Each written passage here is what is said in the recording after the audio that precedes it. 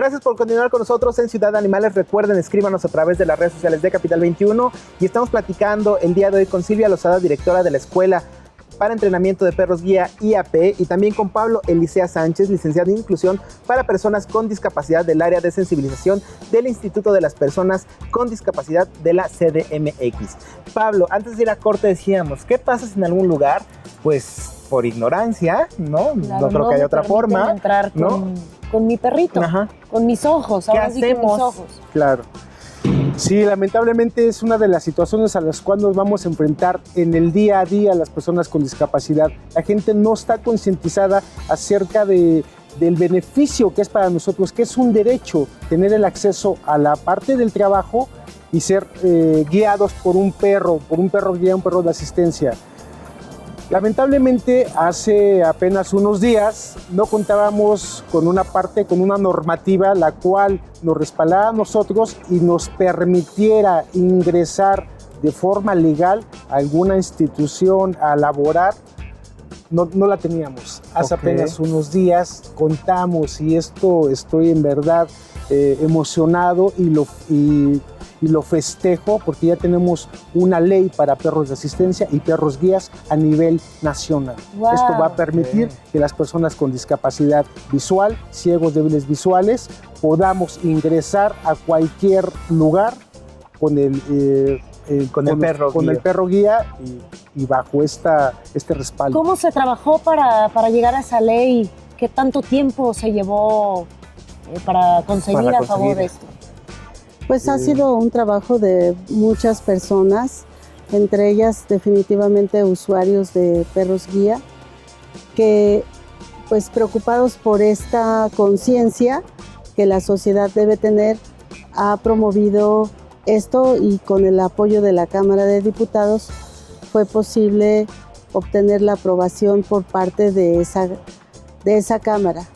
Ay, qué bueno. Qué gusto nos da. Exacto, y además, bueno, de verdad, hacer esta conciencia, no pueden ser discriminados, no pueden prohibir la entrada a ningún lugar, obviamente a ningún espacio público, pues mucho menos, exacto, ¿no? Si llevan a su perro guía, que además, miren, por ejemplo, como Kitty, que la trae Silvia, que además, bueno, viene perfectamente identificada, que es una perrita de trabajo, y que justo que eso que acabo de hacer, Brenda, justo es lo que no se debe de hacer. Kitty ya viene, ¿no? ¿No? Entonces, cuéntanos sobre esa parte, Silvia. Si alguien le habla, sí. Kitty, ven. Y sí. Justo Kitty tiene en su arnés un letrero que dice gracias.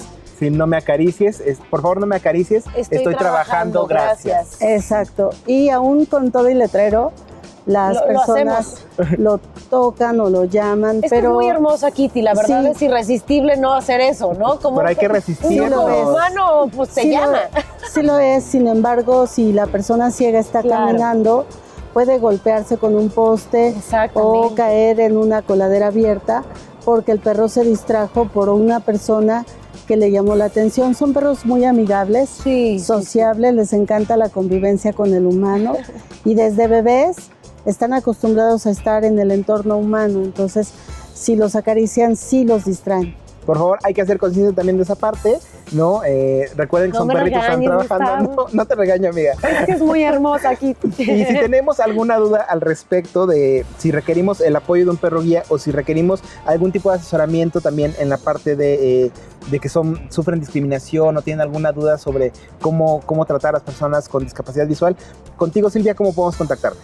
A través de nuestras redes sociales, en Facebook estamos como Perros Guía IAP, en Twitter @perrosguía, en YouTube Perros Guía y en Instagram Perros Guía IAP. Perfecto. También a través de nuestros teléfonos, la manera tradicional 5673-6464, 5673-1587.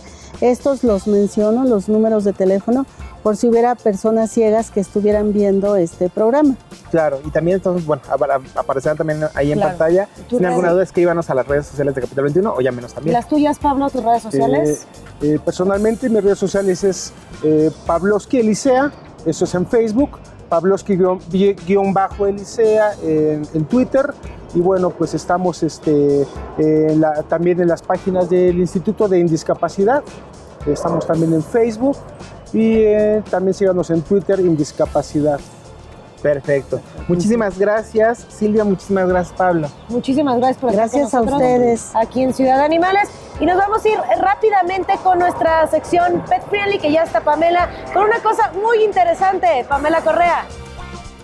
Hola, ¿cómo están? Soy Pam Correa y ya sé que parece que estoy en Japón, pero no, estoy en la Ciudad de México, en un lugar que nos traslada a Japón con sus sabores y con la imaginación. Les estoy hablando acerca de un restaurante tradicional de comida japonesa. Se llama Restaurante Nagaoka y precisamente en este programa en el que hablamos de perros guía, aquí pueden venir con su binomio.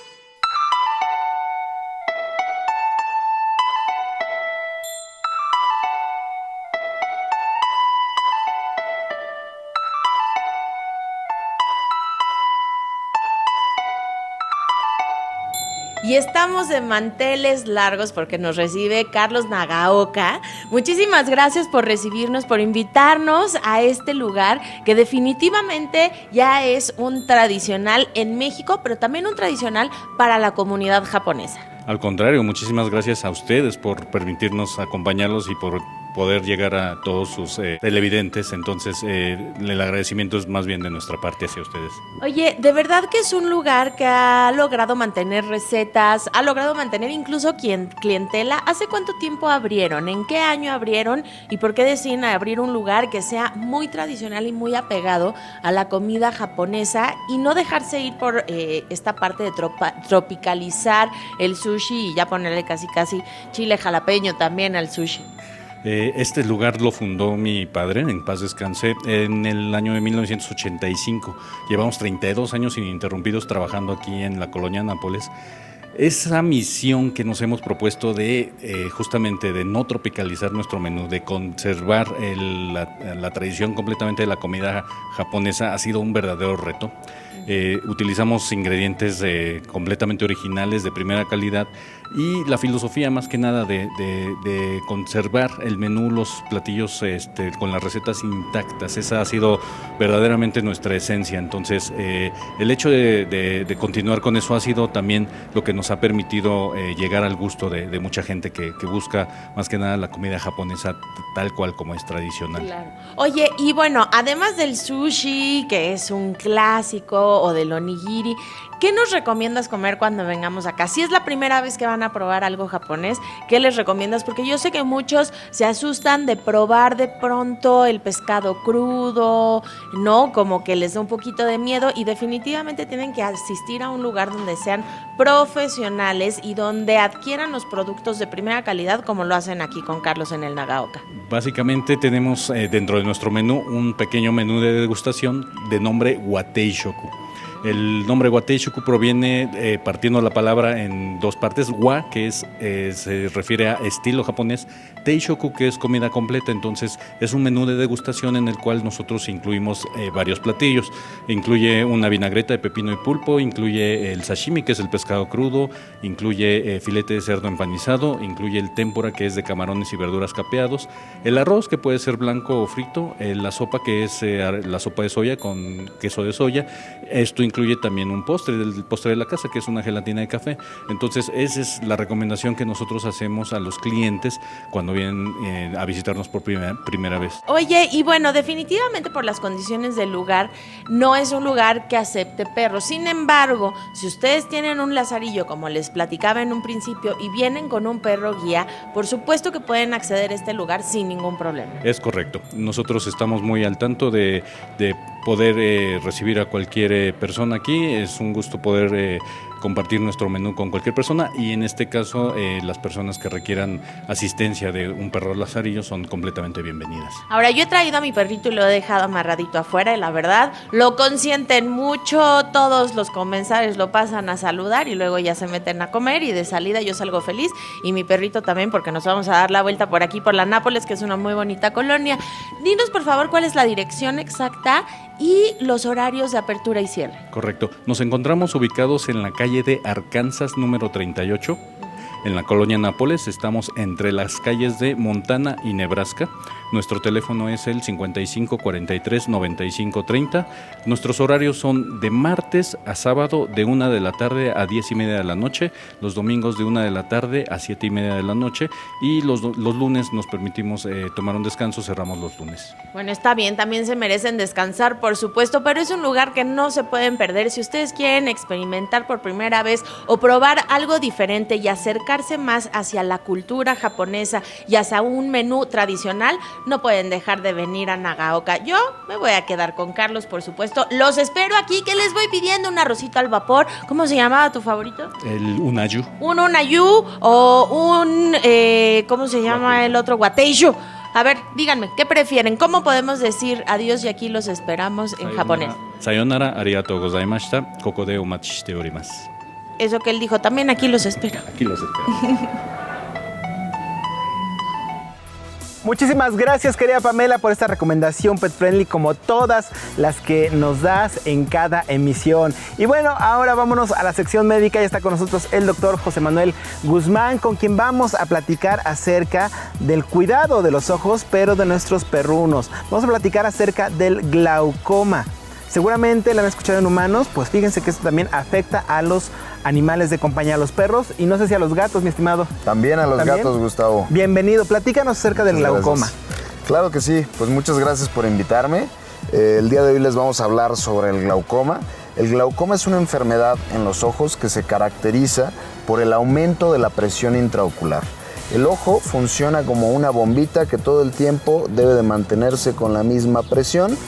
Y para mantenerse con la misma presión, todo el tiempo está drenando un poquito de este líquido que produce a diario. Cuando hay un problema en el drenaje del ojito, es cuando se empieza a aumentar la presión del ojito, produciéndose así glaucoma. Okay. Existen varios tipos de glaucoma. Hay pacientes que sufren glaucoma por un mal congénito desde nacimiento. Existe el glaucoma congénito, son pacientitos muy jóvenes que desde pequeñitos tienen problemas en sus ojos. Existe el glaucoma primario, que este es de orden genético, le va a dar en algún punto de su vida por predisposición genética y se va a presentar el glaucoma en algún punto de la vida. Y existe el glaucoma secundario. Este glaucoma secundario se puede dar por un traumatismo, por un proceso infeccioso, por un tumor, por muchas causas pueden desatar un problema en el drenaje del ojito de nuestros pacientes, desarrollándose glaucoma. Y además, pues bueno, eres especialista en esta parte de oftalmología veterinaria, que además no sabemos muchas veces que se encuentra esta especialidad en México. Bueno, José Manuel es especialista y nos vas a explicar por cómo podemos detectar este glaucoma justo midiendo la presión, porque además hemos escuchado, insisto, en la parte humana, que es la enfermedad silenciosa. Claro. Pero sí se puede detectar. Fíjate que también sucede, y nos sucede mucho al médico veterinario, porque el pacientito no nos puede decir, me duele el ojito, claro, tengo algo raro en el ojito o tengo alguna sensación que me molesta en el ojo. Y generalmente cuando el propietario llega con nosotros es porque el ojo ya está muy grande. Muy inflamado. Muy inflamado. Eso no es normal, muchachos, ¿no? Eso no es normal. Sí. Y hay muy poco que podamos hacer ya por ese ojito. Si nosotros detectamos el glaucoma cuando comienza, a lo mejor podemos darle un buen funcionamiento visual por algún tiempo a ese ojito.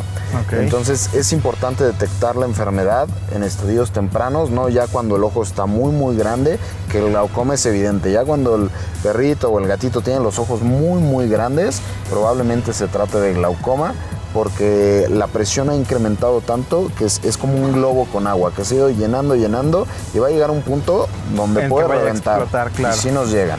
Oye, ¿y podemos ver cómo le hace la presión de la medida de presión? Sí, claro, ¿sí? Es muy importante que a nuestros pacientes les midamos la presión intraocular, no solamente porque tengan alguna signología.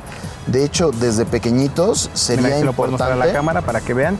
¿Qué es ese aparato rápidamente? Este aparato es un tonómetro de rebote, donde tiene una pelotita aquí en la punta. Sí. Esta pelotita va a tocar el ojito y va a medir la presión que tiene el ojito. Entonces es muy sencillo porque no necesitamos anestesia. Lo hago en el paciente despierto y lo único que voy a hacer es sujetar a mi paciente